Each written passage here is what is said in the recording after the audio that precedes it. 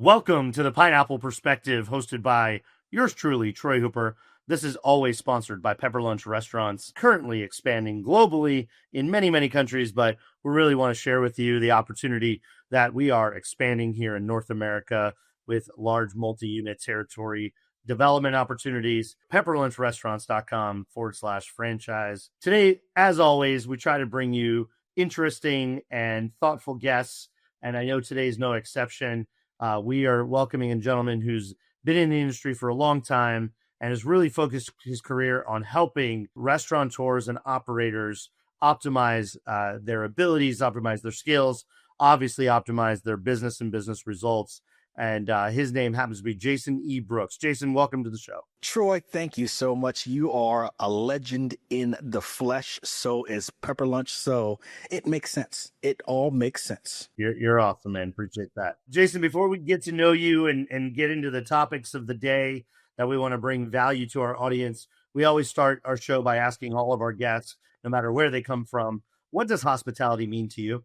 Hospitality means taking care of someone with intent. Also making sure that it is the care aspect. I know that a lot of times we tend to define hospitality in books, in scripts, in training, still needed.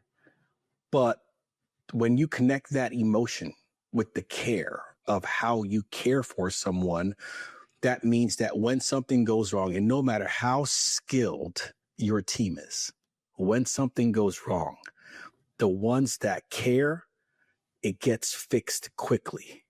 The ones that don't, it either doesn't get fixed or it takes a long time. That difference to me is hospitality. Yeah, I agree. I never jump in and I always just ask the follow-up question, but boy, you struck a nerve. The reality is if you provide both information, education, but most importantly, empowerment to your team, if you give them permission to be a human being and to treat others like they would want to be treated, 99% of the time, they're going to do the right thing without asking for you, the manager, the help, without checking in. It's okay. There's very little you can give away. Please don't give away the entire meal without checking in. The $1,000 meal for the table of 9, but please otherwise take care of the moment if there's an opportunity. So I love that. I agree. If you have a sense of care and concern and you want that person to have the quality experience that you're trying to deliver, it's pretty hard to mess up the solution that you need to offer. Jason, we follow that question up typically without my interruption with, where does that thesis come from? How is that what is in your brain? Why was that your answer? Tell us a little bit about what makes that hospitality mindset exist inside of Jason Brooks. I think that first, restaurant wise and hospitality wise, without me even knowing it, my mother used to be a server at Pizza Hut. And this was, I must have been 5 or 6. She's never heard me tell this story. Of course, this was back whenever they had the big buffet bars and things like that. And I always thought that it was magic. I thought that, magic came from behind some wall and came out front. And, there was no real kitchen. It's just magic kept reappearing. And that is my first childhood memory of hospitality. So whenever I think of, how do I connect that when I help any client, any friend, it doesn't have to be client. When I help anyone that's trying to get better, not just fixed, but get better at how they execute. What is that magic? What is that magic that you're known for? How can you call it out in what you do, how you do, even something simple?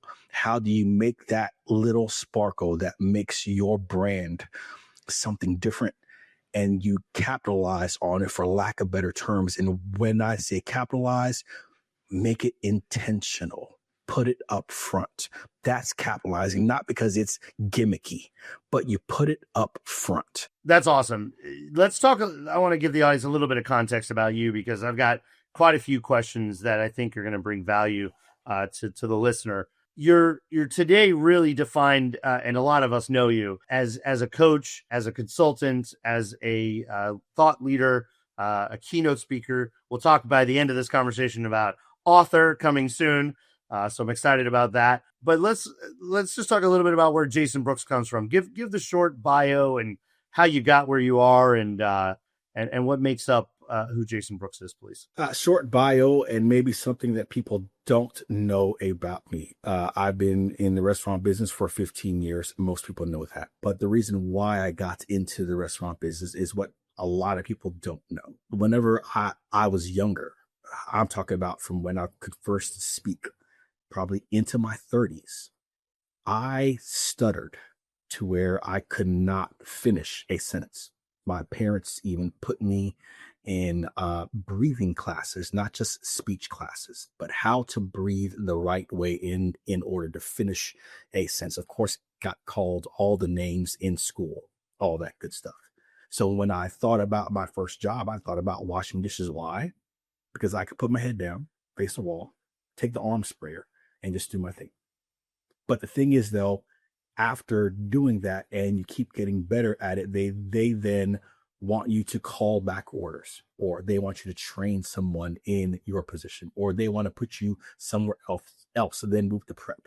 So I wanted to figure out how can I use the least amount of words to make the most impact. So when I got older, I then signed up for Toastmasters. With Toastmasters, that then taught me how to piece together information in a certain time frame. If you think about what we do in restaurants, we do it all the time with alley rallies, with huddles. We have to get on that little soapbox. We have to say some impactful words in a short time frame to multiple personalities in order to reach an end goal. So after that Toastmasters, that really taught me how to speak with people better, because I was already focused on what I had to say and how to say it. So keep moving forward as I got into different management roles, from GM to managing partner to franchise business consultant, director of operations, and franchise operations coach. I started to really dive into how do I get across from multiple levels within someone's org and really help them to make that connection from the goal to the human element. And that's what led me to where I am now, of coaching, consulting. They call it thought leadership, speaking at expos, building out workshops. That led from that young boy that couldn't finish a sentence to doing what I do now. Excellent context. Thanks for setting us up. That's great. Let's go back to this. This is a softy one, but it kind of kicks off from our hospitality intro.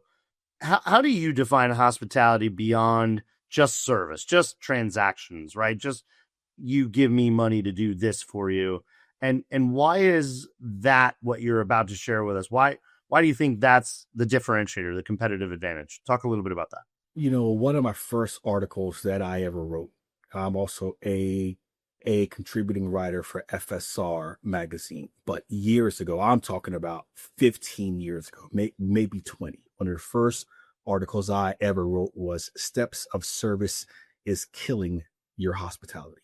And it's because most people think of it, or when they train it, they think of it as you have to do this and then this and then this. And the next table that I go to, I'll be in the exact same environment, the exact same situation, the exact same type of person, which is incorrect. Yes, we need steps of service that helps define what the environment is for our brand when someone walks into when they leave. But what each individual is going through, that is the core of hospitality. And going back to what we talked about, the care, the actual caring, the understanding, what are you looking for? Because our business is a very rare business. How many businesses have someone walk in their front door, sit down, and say, "Sell to me"? Sell to me like you never sold to anyone else. I'm already here. Yeah. It's done. I'll take it. Just sell to me. We have a very rare environment, and we can be so creative. We can be so caring, so build out custom tailored experiences for our guest. So whenever I think about hospitality beyond these steps of service, that's what I think through. There is that steps of service is good, but sometimes it can kill that hospitality. Happens to me all the time, right? Read the room, read the table. Are they in a hurry, or they look like they're about to like catch up? They haven't seen each other in 10 years. You know, are you rushing them through this experience because you want to turn the table, but they really are looking to hang out? And by the way, if you let them hang out, they probably reward you on the back end with a bigger tip or whatever. Or, I hate this. Can I get your drink order? And then run away. And I'm like, what? We put the menus down. They're closed. I know you. Okay. Well, we could. All right. We're in a hurry. Like, it's funny. Same person, different environment. I have different needs at different times. There's times I don't want to be rushed and want to have an experience. There's times I need to get in, get what I'm looking for and get out. But reading the room. So I think you're right. It goes back to your statement about care. If you just care about people and people's experience, and what they're looking to get out of it, not what you're looking to get out of it, you're probably going to figure it out because you're paying attention, you're listening, you're curious, you're watching, you're observing. But yeah, I love your statement. Like, if you just step up to the table and it's ABC 1, 2, 3, this is what we do every time, same way. You say, boy, oh boy, you really you don't create that environment that is appealing and attractive for sure. Look, you're big into culture. I built my career on turning around toxic cultures and failing businesses, and I think this next question is right up your alley. What do you think some common mistakes are? And we see this all the time when people kind of read that book. You just said it.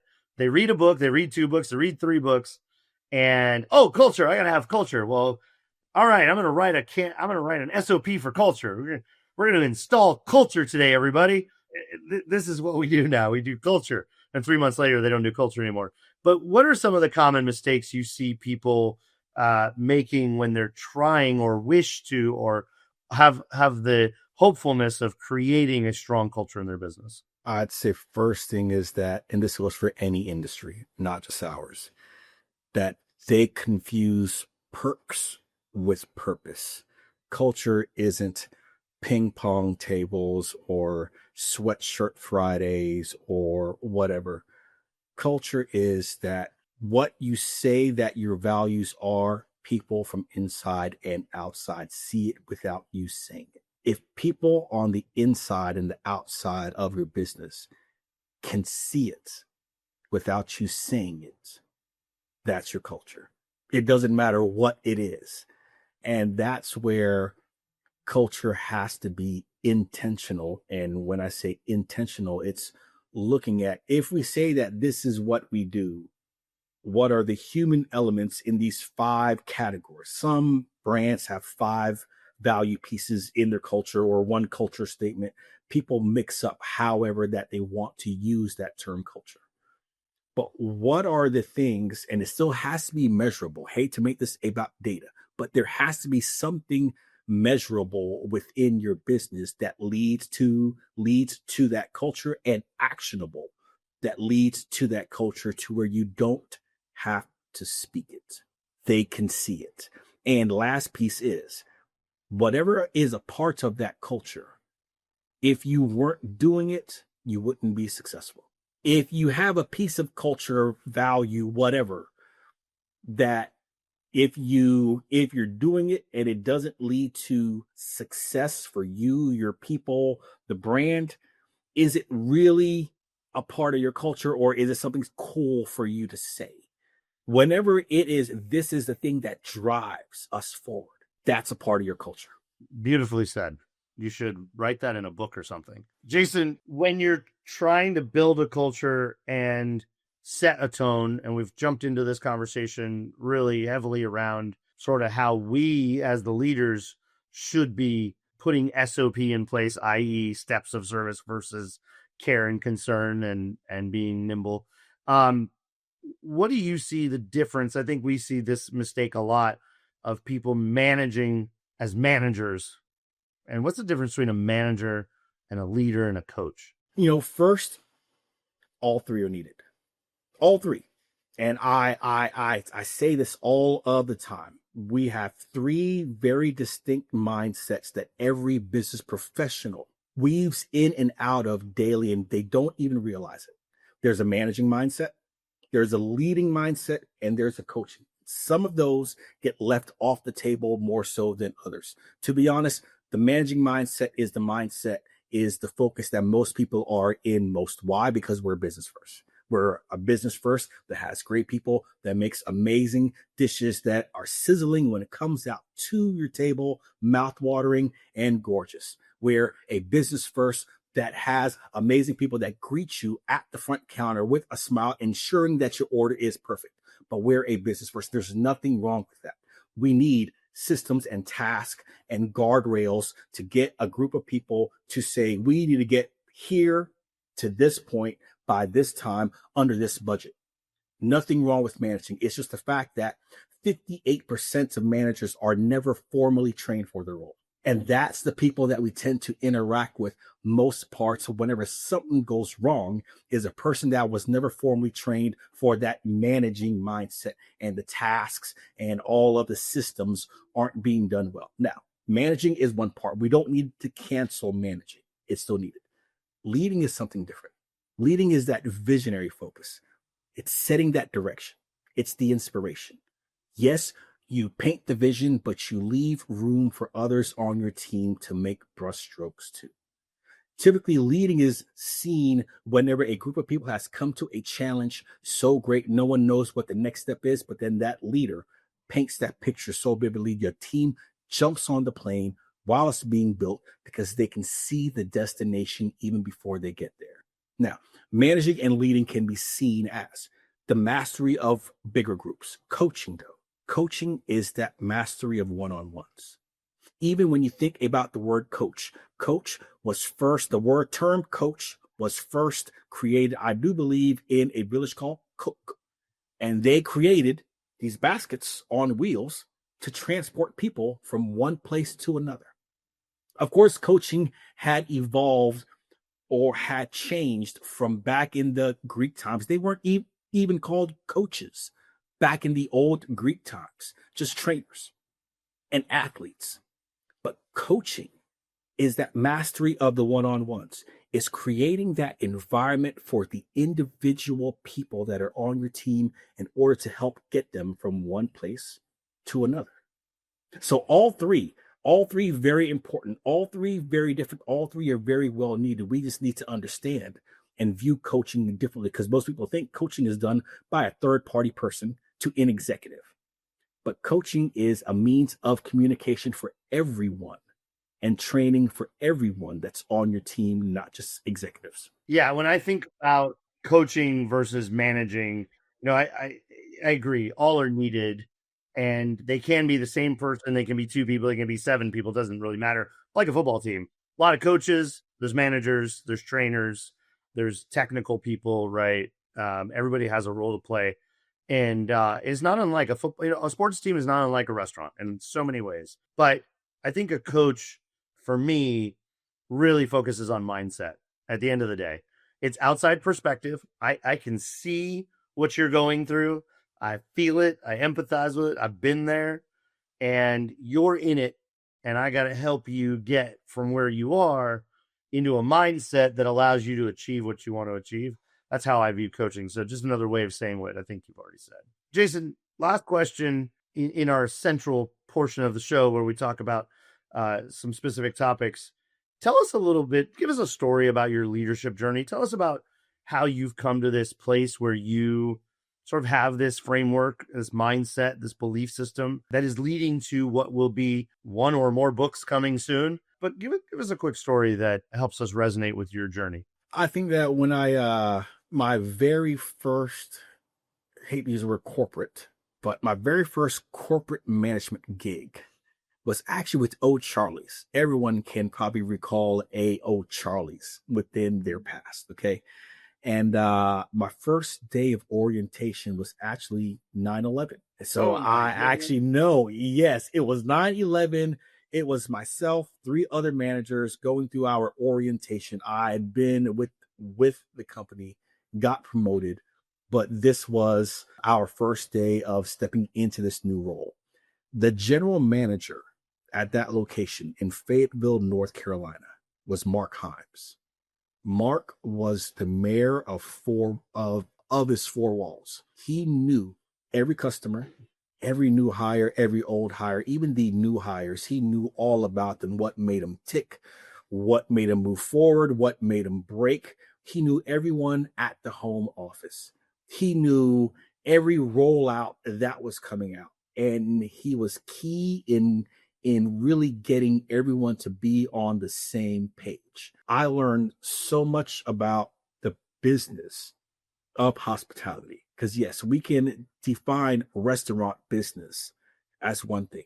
Hospitality business, again, as we said, is very intentional. It's something that you're putting a system behind.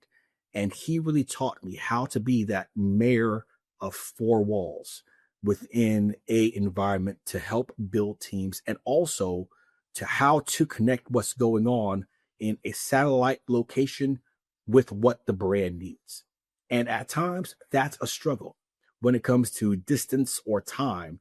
How do you still encompass those brand goals whenever you're far from where the corporate office is?